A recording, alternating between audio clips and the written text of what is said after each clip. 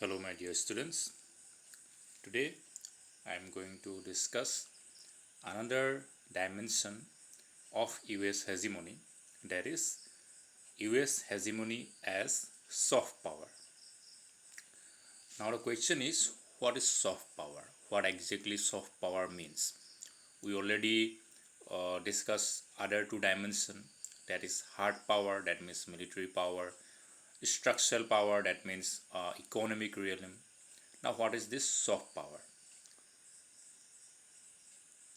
So, hegemonious soft power means cultural supremacy, or we can say cultural dominance.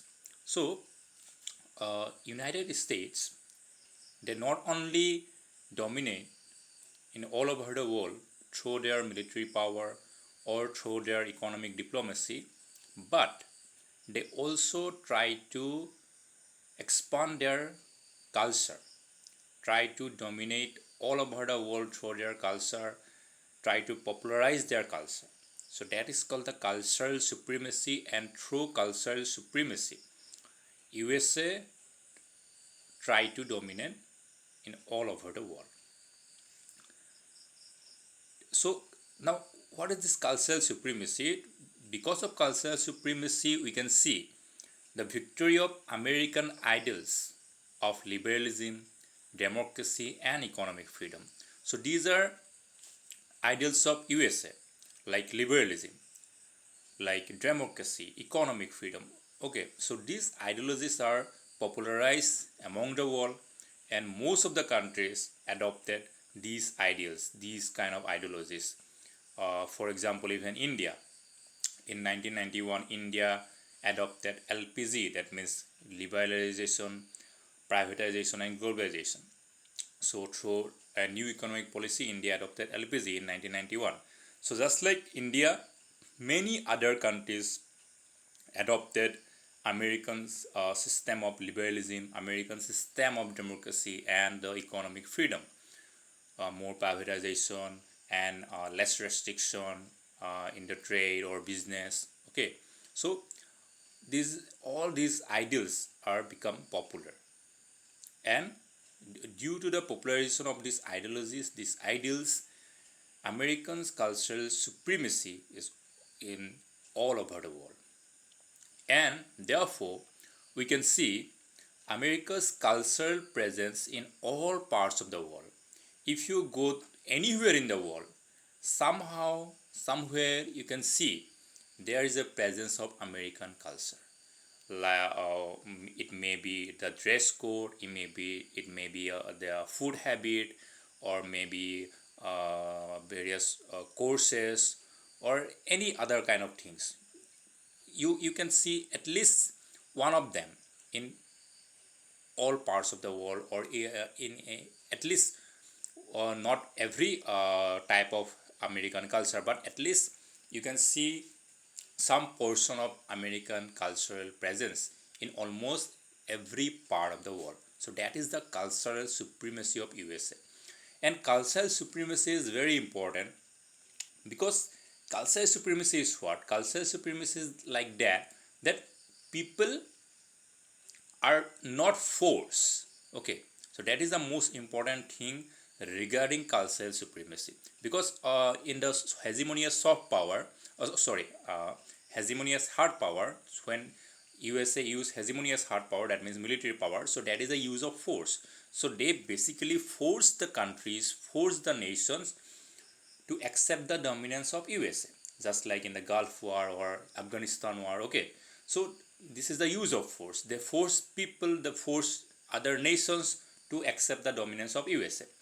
And if you're talking about the structural power, that means the economic power or economic diplomacy, the USA try to capture, try to dominate over economy of the world, and they try to control the economy of other nations. Okay, so this sort of control or dominance, one is the use of force, so people are forcibly dominated, and other is the use of economic power.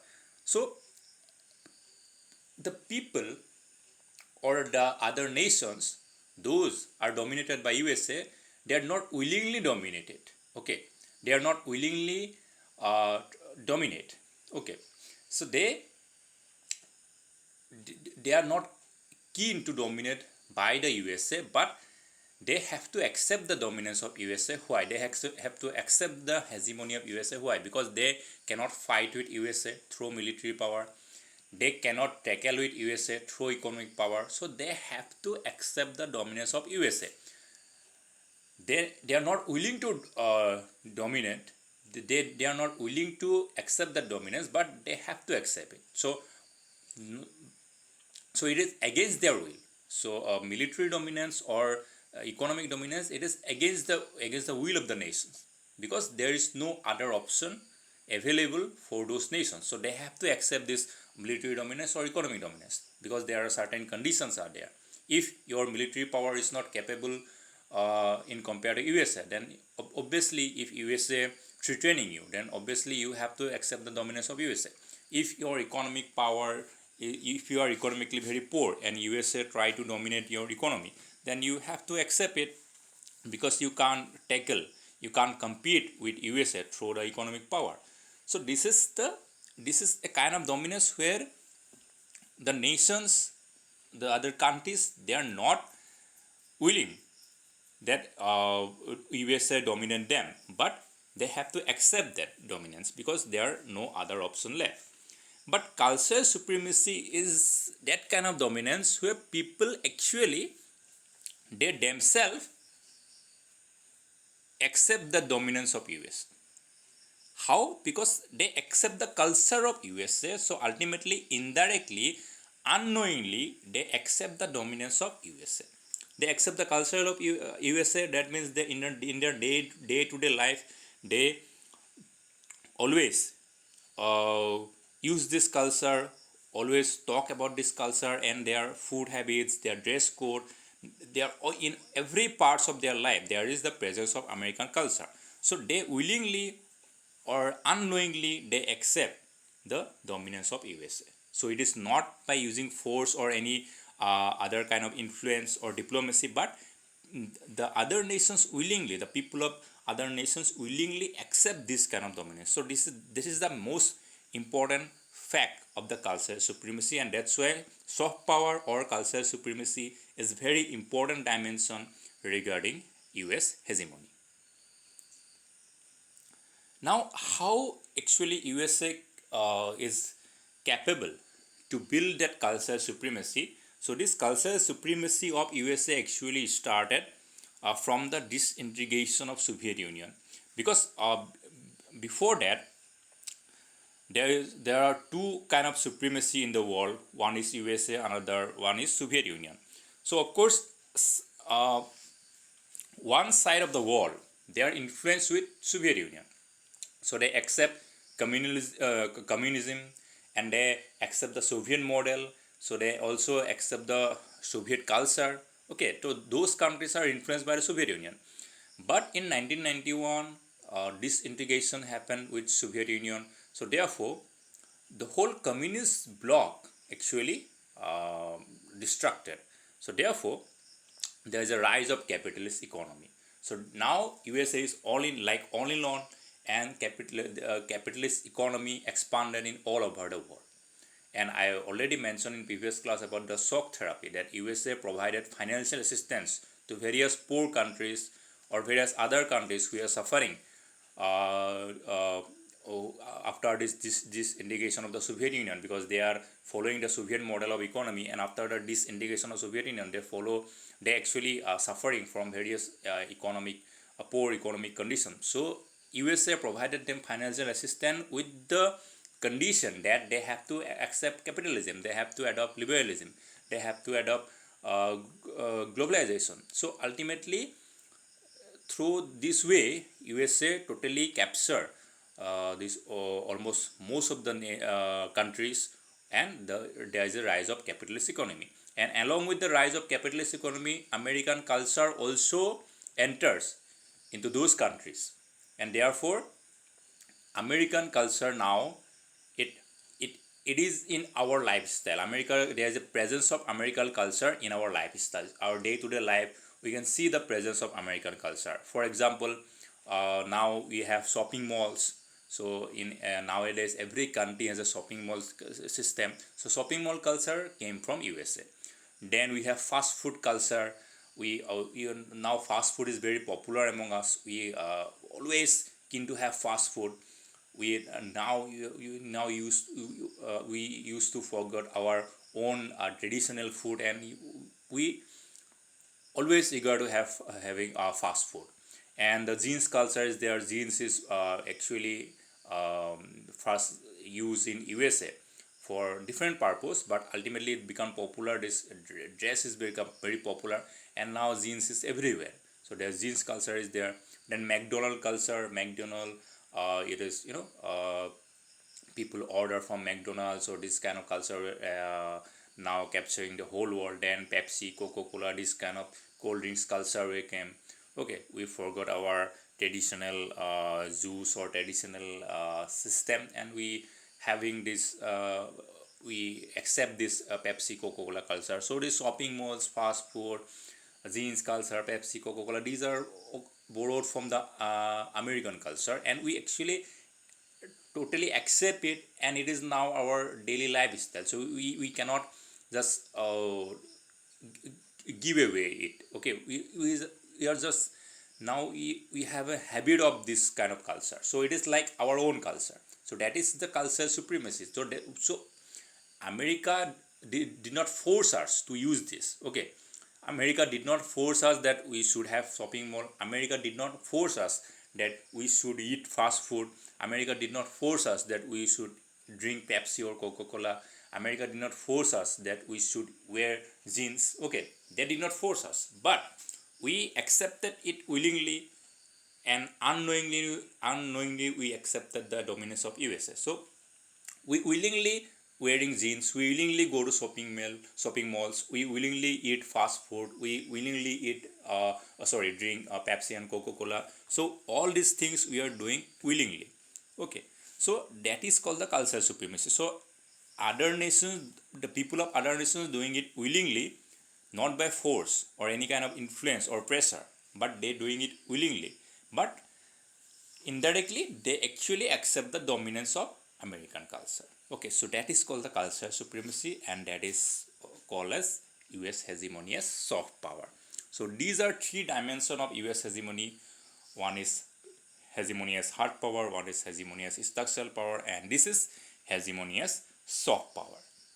But although there are three dimensions of US hegemony, but along with dimensions there are some constraint towards US hegemony. Constraint means some limitation, some restriction of US hegemony, some challenges towards US hegemony. Now, what are these challenges? What are these constraints? Let us discuss this. Now, the first constraint to the US hegemony, that is their own system of government. It means American system of government. So, USA has a presidential type of government system, and there is separation of power. So all the three organs of the government, that is executive, legislature, and judiciary, are totally separated and independent in their work. But there is a check and balance system in USA. So although there is separation of power, but there is a check and balance system. Now why this check and balance system? This system is prevailed for that any organ of the government should not over limit their power. They should limit within their power. So therefore, to limit their power, there is a check and balance system. That means sometimes legislature can check in the work of the executive. So president and the other ministers, they have all the powers, but sometimes they have to depend on legislature in different matters. Suppose if president sign a foreign treaty, it need the approval of the legislature. Okay, so in various things, in various purpose, in various works, president need the approval of the legislature. So that is a check and balance system. So sometimes legislature may not approve certain things, may not approve certain treaties, so which actually limit the power of US government. So ultimately it limit the US hegemony. Then USA has a free society. Okay, free society means USA believe in liberalism, so of course their society is a very fair society, so USA people enjoys a very free and there is no restriction of peoples. There is a full freedom of speech, and therefore there is no government control on mass media, so they cannot control on the radios, newspapers, TV channels. They cannot control it. So those TV channels, those newspapers, the radios, they can openly criticize of different action of the government. So I can have one example of suppose Vietnam War. The USA involved in this war, but ultimately USA lost a number of soldiers in this war. So ultimately the US public as well as media, they wanted to end this war and wanted to all the American soldiers back in their home. So ultimately USA government have to uh, withdraw from this war, and they return all the soldiers to USA. Okay, so this is the power of their media, power of their people, because America has a free society. And due to this free society, there is also major role. We can see the various pressure groups like Chamber of Commerce, National Farmers Union. So these pressure groups also played a big role in various decision making process. So although they are not part of the government, they are just pressure group, they are not political party even, but they can play a big role in various decision making process.